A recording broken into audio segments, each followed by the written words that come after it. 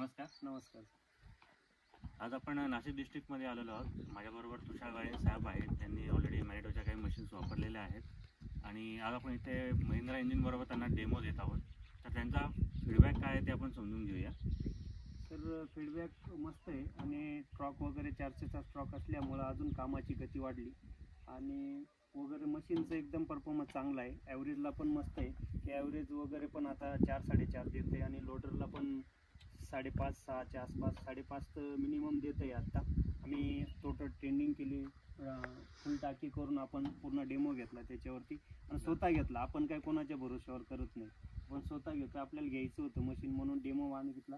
Demo असल्यामुळं आपल्याला काही डाऊट क्लिअर झाले. बाकी तुम्ही मशीन आपण वापरलेल्या आहेत, तर बाकी सर्व्हिसबद्दल मशीन परफॉर्मन्सबद्दल काय वाटतं? सर्व्हिस पण एक नंबर आहे, कारण की कॉल होताच लगेच सर्व्हिस पण भेटते, पण मोबाईलवर बी अपडेट देऊन देता की असं नाही असं करून घ्या, म्हणजे की जेवढ्या लवकर मशीन चालू होईल बुवा तुमचंवालं तेवढा त्यांचा हिशोब राहतो. आणि अदर मशीनपेक्षा आपलं मशीनला मला स्वतः गॅरंटी आलेली. मी अदर मशीन पण वापरले, ते विकून दिलेत आणि आता नवं घ्यायचं ही माझी परफॉर्मन्स चालू आहे. कारण की अदर मशीन वापरून मला तो परफॉर्मन्स भेटला नाही. जे शेतकरी जे कस्टमर होते ते नाराज व्हायचे की ते मला हे मशीन नको, हेच मशीन पाहिजे. मी ह्या बेसवरच हे मशीन आपण मागतोय की बुवा आम्हाला मॉनिटोच पाहिजे, की शेतकरीच आम्हाला सांगता की ते मशीन नका पाठवू. माझ्याकडे 2-3 मशीन असल्यामुळे हे नका मशीन पाठवू, मला मॉनिटोच पाठवा. मग त्याच्यासाठी 15 दिवस वेटिंगला थांबायची.